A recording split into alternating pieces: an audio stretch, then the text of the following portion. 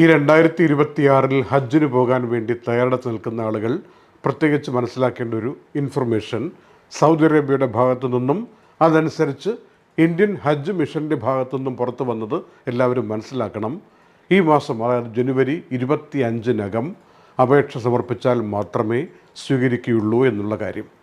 നേരത്തെയൊക്കെ റമദാൻ കഴിഞ്ഞിട്ടും അപേക്ഷ സ്വീകരിക്കുന്ന രീതി ഉണ്ടായിരുന്നത് ഇത്തവണ ഏതായാലും ഇല്ലയെന്ന് മനസ്സിലാക്കണം.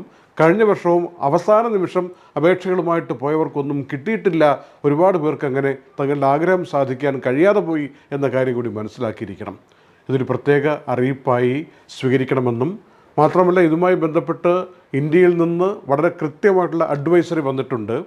ജനുവരി 25-നപ്പുറം ഒരു തീയതിയിൽ അപേക്ഷ പരിഗണിക്കില്ല. മാത്രമല്ല, നുസൂക്ക് പോർട്ടലിലൊക്കെ തീർത്ഥാടകരുടെ വിവരങ്ങൾ അപ്ലോഡ് ചെയ്യാൻ ഇതിനകം ആരംഭിച്ചു കഴിഞ്ഞു. അതൊക്കെ അന്ത്യഘട്ടത്തിലാണ്. ഇനി അങ്ങോട്ട് 25 കഴിഞ്ഞ 26 മുതൽ പിന്നെ ഒരു തീയതി ഇല്ല അപേക്ഷിക്കാനെന്ന് പറഞ്ഞിട്ടുണ്ട്. ഞങ്ങൾക്ക് ഈ വിവരം അറിയിച്ചു തന്നിരിക്കുന്നത് കഴിഞ്ഞ പതിറ്റാണ്ടുകളായിട്ട് ഹജ്ജ് ഉംറ സർവീസുകൾക്ക് പേരുകേട്ട സഫിയ ട്രാവൽസിൻ്റെ മാനേജ്മെൻറ്റാണ്. അവർ പറയുന്നത് അവസാന നിമിഷം ഇനിയിപ്പോൾ ഞങ്ങളിത് റെക്കോർഡ് ചെയ്യുന്നതിനും ഈ അന്തിമ തീയതിയായി വച്ചിരിക്കുന്ന ജനുവരി 25, ഇതിനിടയിൽ ആകെയുള്ളത് ഒരാഴ്ചയാണ്.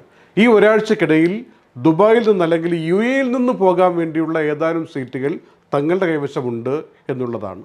അത് വേറൊരാൾക്ക് ഷിഫ്റ്റ് ചെയ്യാൻ പറ്റാത്ത വിധമുള്ള ഏറ്റവും ഡിസ്കൗണ്ടഡ് ആയിട്ടുള്ള പ്രൈസിൽ തങ്ങൾ നൽകാൻ തയ്യാറാണ് എന്ന കാര്യവും സഫിയ ട്രാവൽസിൻ്റെ മാനേജ്മെൻറ്റ് ഞങ്ങൾ അറിയിച്ചിരിക്കുകയാണ്.